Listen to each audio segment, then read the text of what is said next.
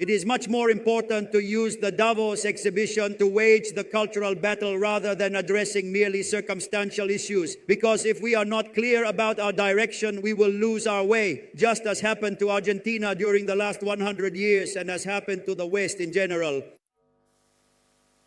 That's why. Amen. That is absolutely hilarious. Ha ha ha ha ha.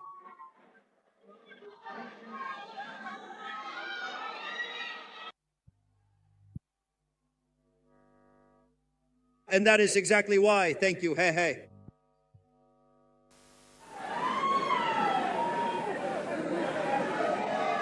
Honestly, that is why it is an area where I am still somewhat shaky and unstable. Hey, hey.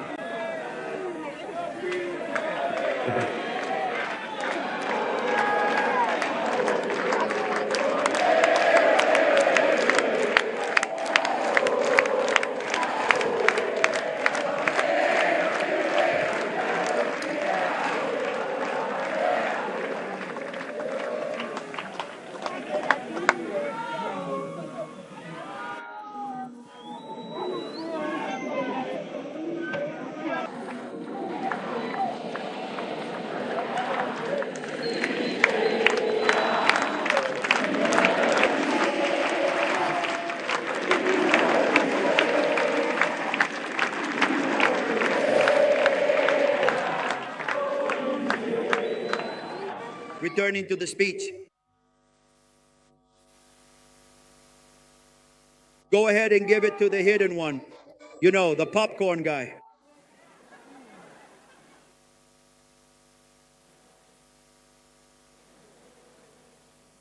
Carefully take the small penguin out of the wooden drawer so they can clearly see that the kids have completely changed their minds. Meanwhile, the colorful flag brought by the lion is slowly leaving the area. No, I already know. Let's go. I mean, we can't edit the whole song. Well, going back to my speeches in Davos, because it's precisely one of the most important places to fight the cultural battle. And besides, you have to go and play as the away team, just like that. That's why the three speeches have a precise connection. In 2024, I went to warn that the West was in danger. It seems I was right. In 2025, I went to explain why we had to reject the mental parasites that the idea of Gok had instilled in the West.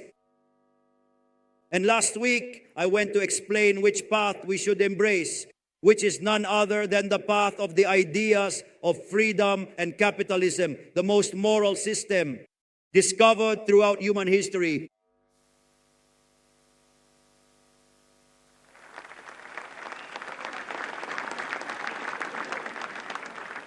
As I previously pointed out during my speech at the Davos Forum, for a long period of time, we were consistently taught the logic that direct state intervention in the economy was necessary to ensure fair economic growth. When I say a long time, I mean more than a century. Already at the beginning of the 20th century, the American President Wilson spoke about the need for state intervention to guarantee a more equitable economic order. Wilson called this the new freedom. You see, it's great. Huerta de Soto says, when you add an adjective to something, it means you're ruining it. For example, social justice is not justice. Obviously, the new freedom was not freedom, but rather state imprisonment, where the only ones who should be imprisoned are the thieves, like the lady.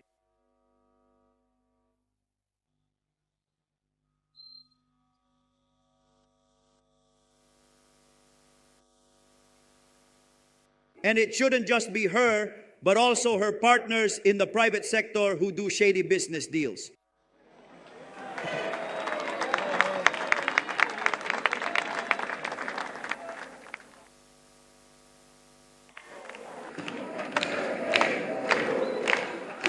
Change into you right now. With her own son living his life as a young girl, the mother herself represents your ultimate transformation. By the way, whenever someone approaches you to offer what they claim is a supposedly superior form of personal freedom, you should realize that is the very first incredibly suspicious sign you will encounter. Usually, it's some kind of central planning scheme where politicians line their pockets at the expense of those who work. But there is only one kind of freedom, the one enshrined by natural law, which is the right to life and the right to liberty.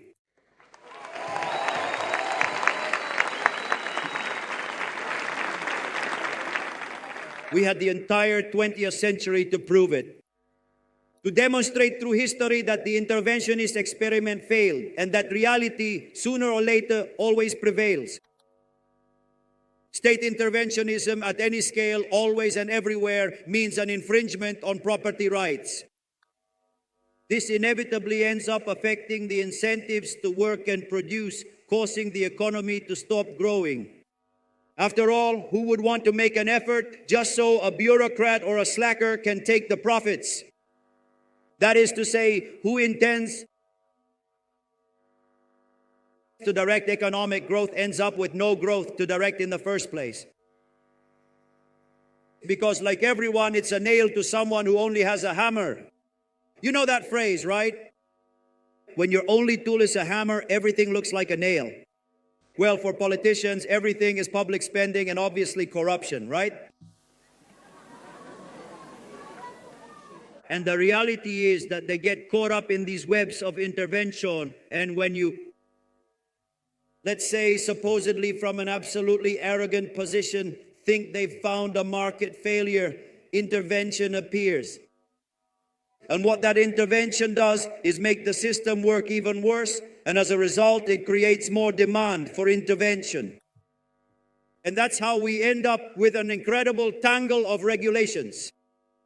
A tangle that in Argentina lasted for more than 100 years and that we have started to unravel with the biggest structural reforms of the last century.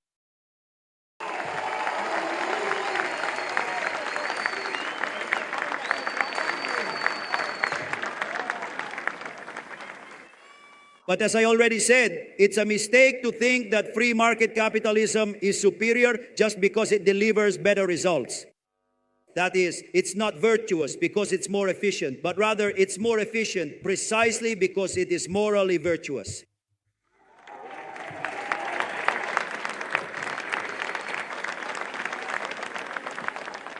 And this is the case because capitalism is rooted in the core values of Western culture.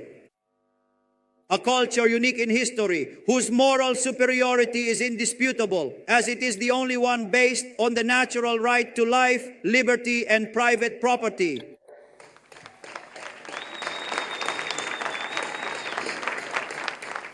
In this way, the West found the key to prosperity, the key to the exponential leap that humanity made starting in the year 1800, and which consists of something very simple. There is no act more just than being the owners of our own time and our capacity to work, and consequently being the owners of the fruits that the use of our time yields, fruits that we can consume ourselves or freely exchange in the market. This is the foundation of capitalism. A system where the only way to grow is by serving others with better quality goods at a lower price.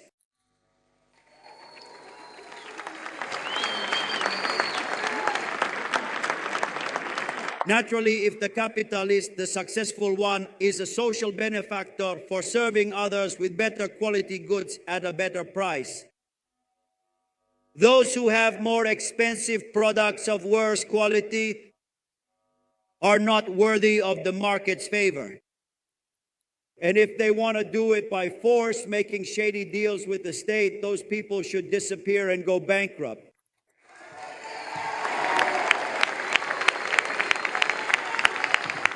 Because in that case, they are not creators of well-being. They are destroyers of well-being. They are destroyers of society, harming millions just to line their pockets with bribes together with politicians.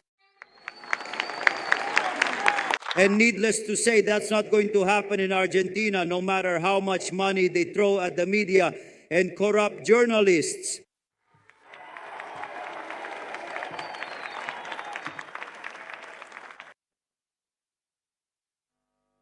To put it in another way, this statement is directly inspired by the most profoundly influential and genuinely significant entrepreneur in the entire span of human history, who is, of course, Elon Musk. The only way to grow is by solving other people's problems, for which they would be willing to reward us with their money, not by using favors from the state to charge higher prices.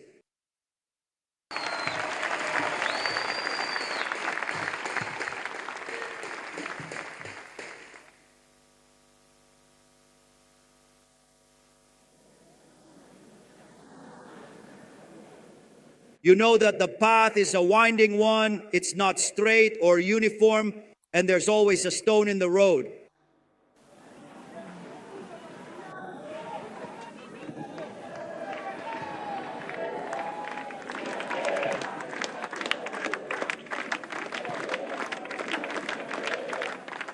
So, you know, that guy gives a ton of money to journalists. So let me just say, I didn't kill Kennedy. He was already dead. We just finished him off with good policies. And to provide the rest of goods and services, it's necessary to invest time and effort. This is where those Judeo-Christian values that made us great come into play. Discipline, frugality, hard work, saving, and a sense of vocation, which served as the cultural foundation from which the spirit of capitalism could emerge, where, among other things, the ancient law stated, "Thou shalt not kill," and it also commanded that thou shalt not steal.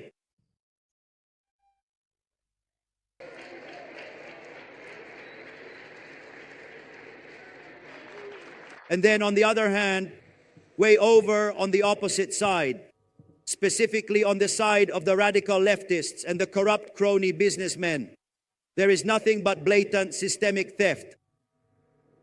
There is envy, there is laziness, there is the pursuit of the easy way out, opportunism and resentment, the values that underpin the idea of wanting to own what belongs to others in order to use it as we please.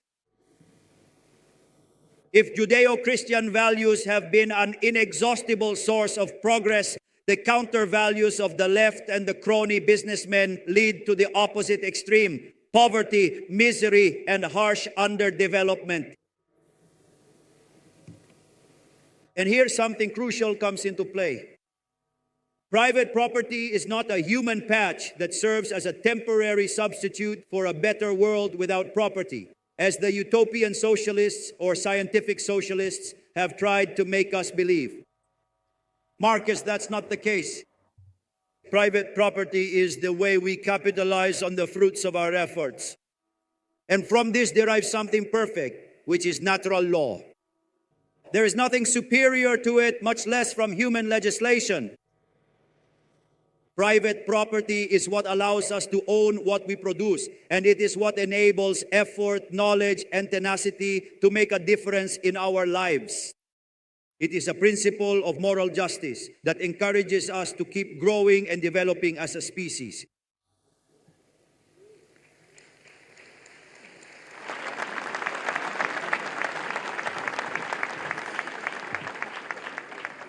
Thus, its systematic violation by a state that believes itself wiser than its citizens is not primarily a problem of growth, but rather a violation of the basic principle of justice that the state was originally meant to protect. When private property is called into question, what makes us human is called into question. It is no coincidence that in those countries where private property is trampled upon, people revert to the barbaric customs of the past. Incidentally, where there is no respect for the right to private property, there is probably no respect for natural rights either. That is, the right to freedom and the right to life.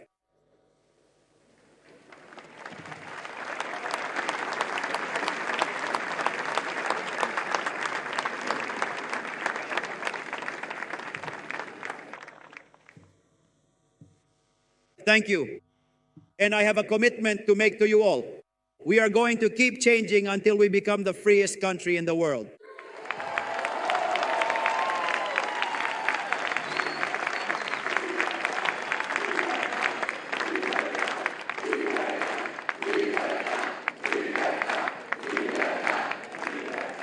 And all of this is closely related to ethics. If human beings are rational and act in order to prosper, then the right ethics are those that allow human flourishing. This brings three fundamental ideas into play. The first is self-ownership, under which every person is the absolute owner of their own body and their time. That is to say, no one can assault or enslave another person without violating this natural rule. The second is private property, meaning the idea that in a world of scarcity, whoever first mixes their labor with a virgin resource, that is, a resource not previously owned, thus becomes its legitimate owner. In other words, the principle of original appropriation of the OCO. That is why guaranteeing this is fundamental to resolving conflicts in a peaceful and just manner. And the third is the non-aggression principle, under which ethics prohibit the initiation of force or threats against another person's person or property, and therefore all exchanges must be voluntary. All exchanges must be voluntary. One should not try to use strange shortcuts to achieve what could not be achieved through the market. These are the foundations upon which a state must be built. And this is what we sum up when we say that the role of the state, as a result of having failed to achieve peaceful coexistence with our fellow human beings, is that the state must concern itself with protecting life, liberty, and property.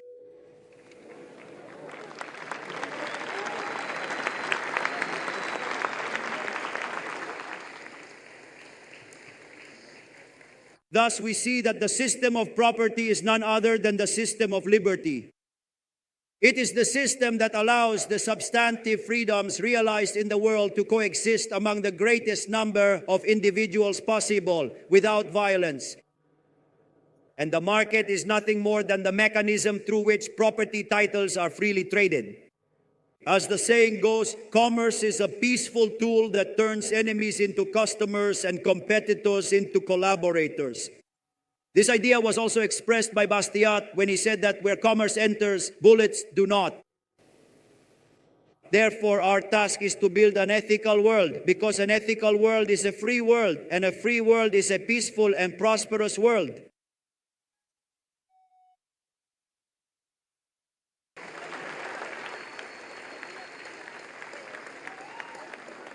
And from these three principles, capitalism is born, the most revolutionary system ever discovered by man, because to change the world, not a single drop of blood needs to be shed.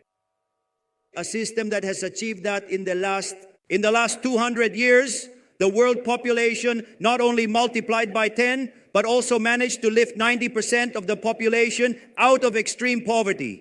It truly is a successful system despite the governments that interfere.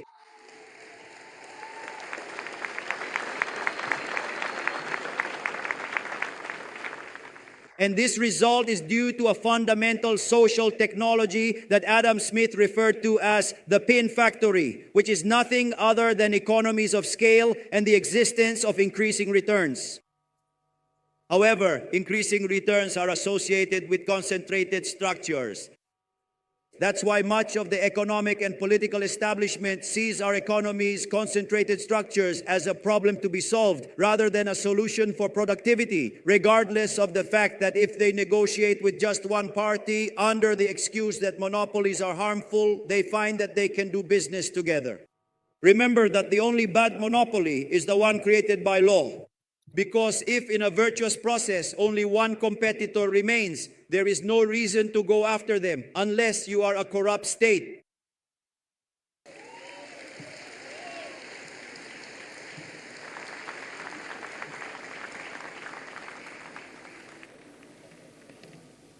This is precisely where the neoclassical trap lies, because under that phantasmagorical idea of the Pareto optimum, and what is called the fourth theorem of welfare economics, it is derived from a mathematical structure that later allows for intervention.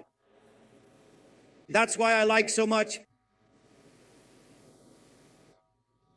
Job's demonstration because he precisely arrives at the invisible hand result, but from the standpoint of property rights.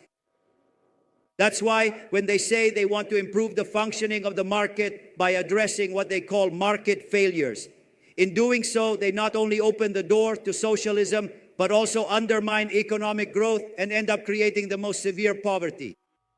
And besides, it goes without saying that what they call failures are not failures at all, but rather reality throwing it in their faces that their theoretical models are garbage. So what they're really after is not for their model to match reality, but to put themselves in God's place and twist and break reality so that it fits their failed models. That's why the most extreme versions of this modus operandi always end up in brutal dictatorships, like the ones we've seen in Venezuela and Cuba over the years, not to mention Stalinism or Maoism, whose victims number in the hundreds of millions. Today, the world is changing at great speed and we are facing a new paradigm shift.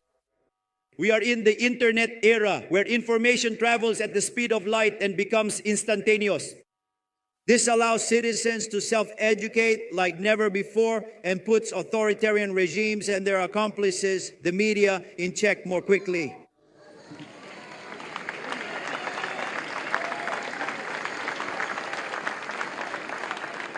Take, for example, what is happening in Iran, where the government's first response was precisely to cut off access to the internet. Or take, for instance, what happened in Argentina in 2023. Where, thanks to the internet and popular creativity, together we managed to run the most cost-effective political campaign in history. And today, I wouldn't be able to speak to you here if it weren't for the tremendous work all of you have done on social media. Thank you very much. Thank you very much.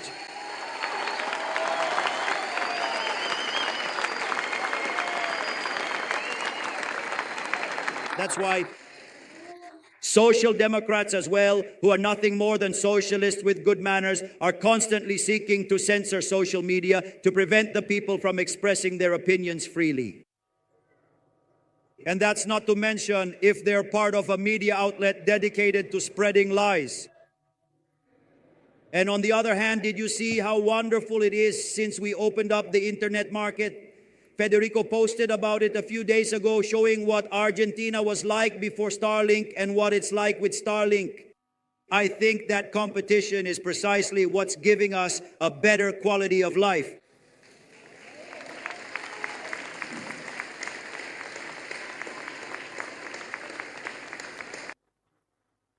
At the same time, the internet and this whole digital environment are presenting us with a new evolutionary leap thanks to artificial intelligence. That is, look at how far we've come as a species, striving to prosper to the point where we're teaching a bunch of stones and metals how to reason. Did you get that? We're teaching stones and metals how to reason. Human beings truly are amazing.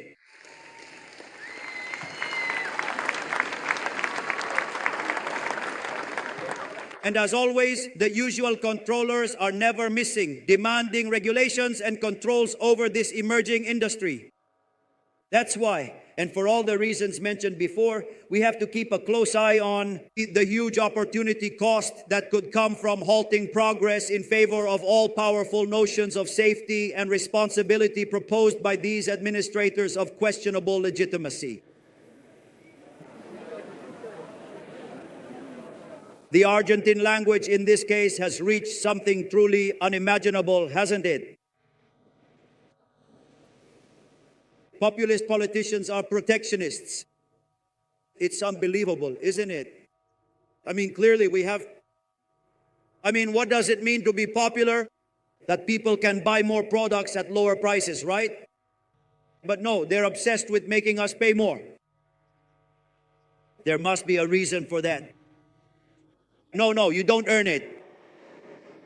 Faced with the leap in growth brought by innovation, which we also learned from the latest Nobel Prize in Economics, interventionists look for new justifications to encroach on private property and spread fear to create a supposed need such as that of so-called responsible innovation. On one hand, this constitutes what Hayek called the fatal conceit, since under this supposed scheme of responsible innovation, they are both judge and interested party in determining what actually constitutes responsibility. And on the other hand, it presents an oxymoron, because the role of innovation is to innovate, and its responsibility cannot be known beforehand, only afterwards. When innovation takes place, what happens is what Schumpeter defined as creative destruction. That is, a break from the known towards the unknown. A very clear example of this is the famous phrase by Henry Ford when he said, "If I had asked the public what they wanted, they would have answered faster horses." Well, he answered them with horses that were just a little bit faster still. That's why they have horses. When the moral foundation of the system, which was what made wealth and progress possible in the first place, is lost sight of, prohibitionist arguments end up being used to destroy creation and plunge us into stagnation. On the other hand, when the system of liberty is given free rein, which is nothing more than respect for private property, humanity flourishes and naturally solves its problems through market mechanisms. That is why today Argentina is showing the world, and especially right-wing parties around the world, that the true path is that of liberal, libertarian right.